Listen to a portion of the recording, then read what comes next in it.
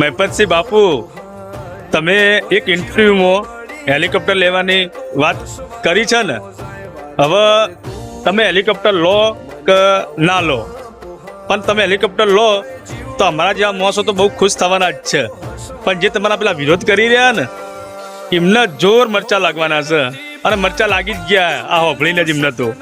એટલે બાપુ એમને જોર એવા મરચા લાગ્યા ને જબરજસ્ત મરચા લાગ્યા કે હું બાપુ હેલિકોપ્ટરમાં ફરશી આપણો વિરોધ કર્યો એટલે બાપુ તમે જલ્દી હેલિકોપ્ટર લો, અને આ તમારા જે વિરોધ કર્યો છે એમને જો આ જે વિરોધ કરી રહ્યા તમારો એમને મરચા લગાડો, અને એમને એવું કરો એમને આમ એમ થઈ જાય કે સારું મહેપતસિંહ બાપુ કોણ છે, બરાબર.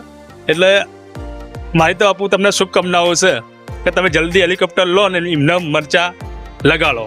જય માતાજી.